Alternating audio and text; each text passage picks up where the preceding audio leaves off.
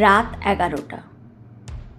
অর্ণবের ফোনে একটি মেসেজ এলো, আমাকে খুঁজো না, আমি চলে যাচ্ছি। মেঘলা। মেঘলা 3 বছর ধরে অর্ণবের প্রেমিকা। মেসেজটি পড়েই অর্ণব ছুটে গেল তার বাড়িতে, কিন্তু বাড়িতে গিয়ে জানতে পারল মেঘলা বিকেলেই মারা গেছে একটি সড়ক দুর্ঘটনায়।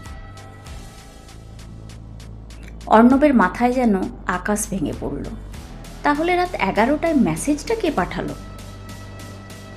কয়েকদিন পরে মেঘলার জিনিসপত্র গুছাতে গিয়ে তার মা একটি খাম দিলেন।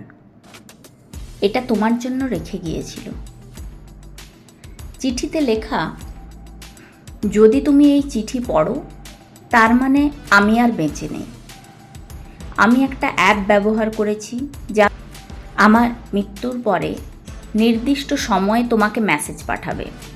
আমি চাইনি তুমি আমার শেষ মুহূর্তটা দেখো, তাই শুধু একটা কথাই বলবো, ভালো থেকো। অর্ণব চোখের জল মুছল। সব রহস্যের উত্তর সে পেয়ে গেছে ভেবেছিল। ঠিক তখনই তার ফোনে আরেকটি নতুন মেসেজ এলো। চিঠিটা পড়েছো? এবার আমার ঘরের আয়নার পেছনটা দেখো। অর্ণব অবাক হয়ে দৌড়ে গেল। আয়নার পেছনে একটি ছোট্ট পেন ড্রাইভ।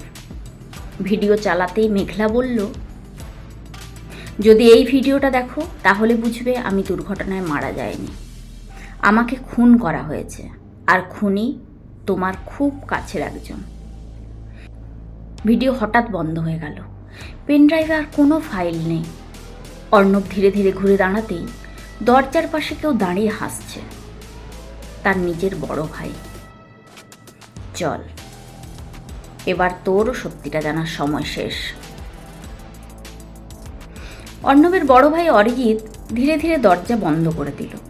তার ঠোঁটে অদ্ভুত এক হাসি। মেঘলা খুব বেশি জেনে ফেলেছিল, তাই ওকে বাঁচিয়ে রাখা সম্ভব ছিল না। অর্ণবের বুক কেঁপে উঠল।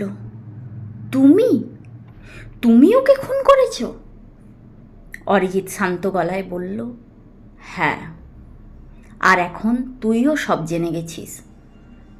সে পকেট থেকে একটি পিস্তল বের করল। ঠিক তখনই অর্ণবের ফোনে একটি অজানা নম্বর থেকে ভিডিও কল এলো। অরিজিৎ বিরক্ত হয়ে ফোনটি কেড়ে নিল। স্ক্রিনে লেখা, লাইভ স্ট্রিমিং। অরিজিৎ বুঝতে পারল না, কিন্তু কয়েক সেকেন্ডের মধ্যেই তার মুখের রং ফ্যাকাশে হয়ে গেল। সে যা যা স্বীকার করেছে সব কিছু ইতিমধ্যে লাইভে সম্প্রচার হয়ে গেছে।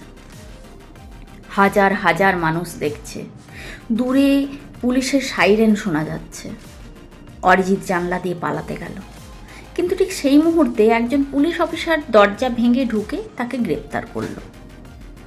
অর্ণব স্বস্তির নিঃশ্বাস ফেলল।